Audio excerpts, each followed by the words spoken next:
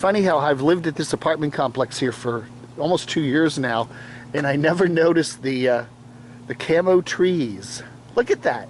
There's 3 of them. There's one there, and there's one here. Camo trees. I just noticed that for the first time today. I don't know, man. I don't know. Good morning, good afternoon, good night, whatever the time of the day is. It is Camo Dave here with another little driving and ranting video. Oh yeah. I don't know, man. What am I gonna do? I gotta get the I really do. Trip and Tracy sent me this a while back.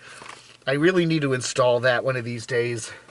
I just have been lax about doing that. I do the duct tape, not duct tape, actually electrical tape here to hold the camera up while I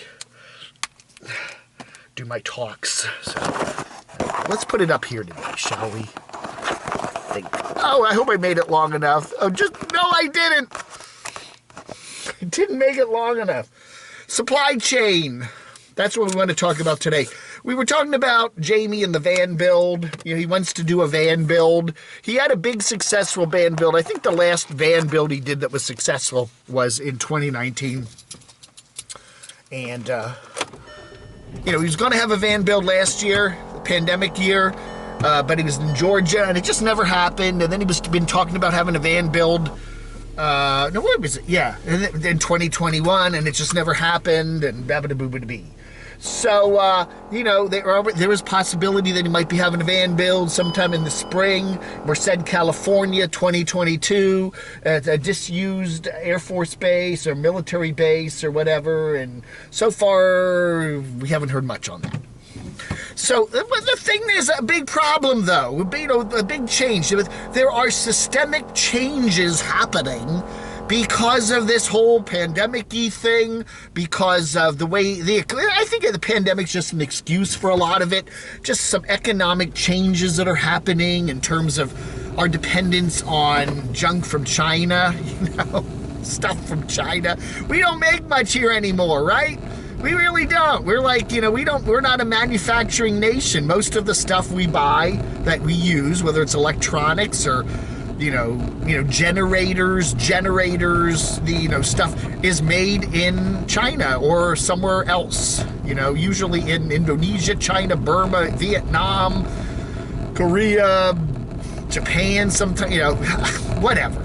You know, we import a lot of it. Mexico, a lot of stuff comes from Mexico these days. We got supply chain issues and stuff like that. A lot of, you know, while we do make that, you know, the assembly of RVs is made, you know, is done in Indiana, still Elkhart, Indiana.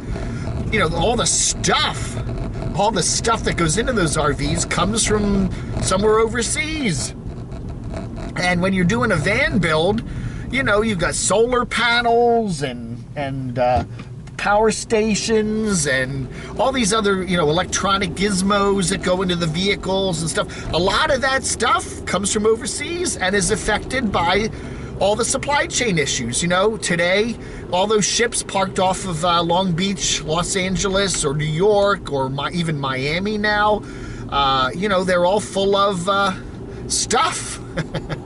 And there are, you know, worker issues going on at the ports and stuff like that, and there's a whole lot of stuff going on regarding supply chain stuff in this country. And I just, in my little brain here, thinking, you know, there are a lot of things working against having a van build these days, but I think maybe one of the things that's right at the top of the list that most of us haven't really addressed is supply chain stuff. You know, Jamie and Enigmatic Nomads, who's been behind the van builds in the past, usually has him out there in Parker in, say, November or something. It's kind of like, you know, the bookend to the courtside experience every year. The supply, you know, his van builds was the beginning, and the kind of the RTR was the other end in late January, and they were kind of the bookends for the courtside experience. Well, you know, this year, you know, he's probably going to have a lot more trouble getting all that stuff, you know, getting those solar panels and the electronic gizmos that are needed to run all that stuff. And a lot of this, you know, I mean, refrigerators, geez Louise. You know, go try to buy a refrigerator today. You know, the prices are up. You have to get on a waiting list. There's shortages, stuff like that, you know. So, yeah, it's tough. And I would think that would all have to be a big issue for Jamie and the van build come this year if he's going to do that, you know.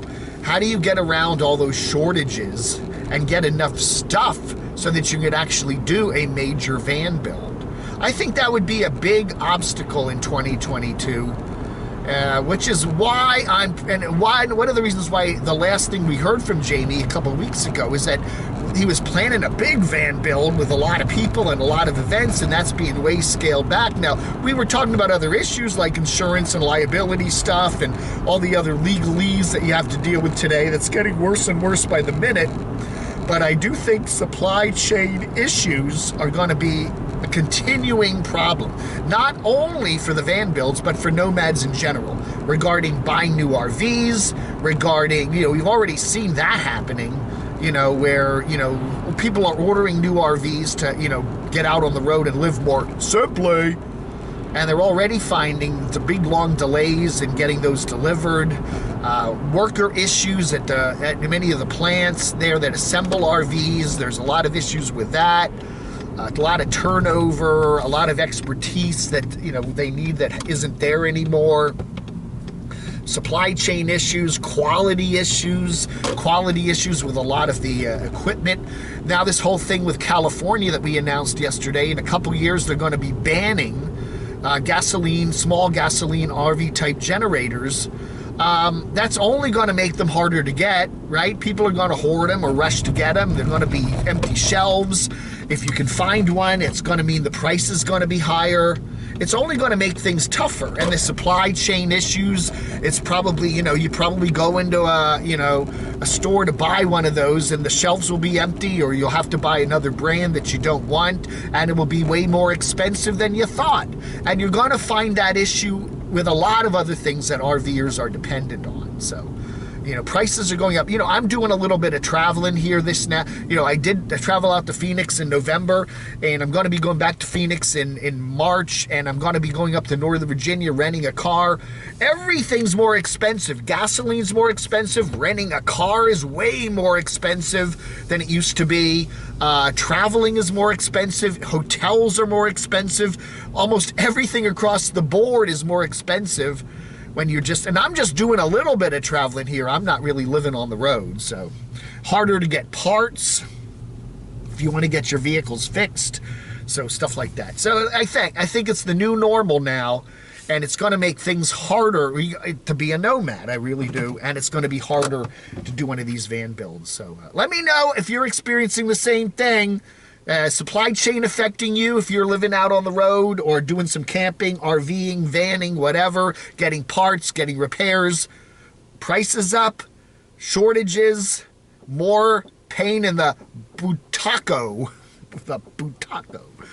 Yeah, whatever that is. Hey, thanks for watching. Vlog Under.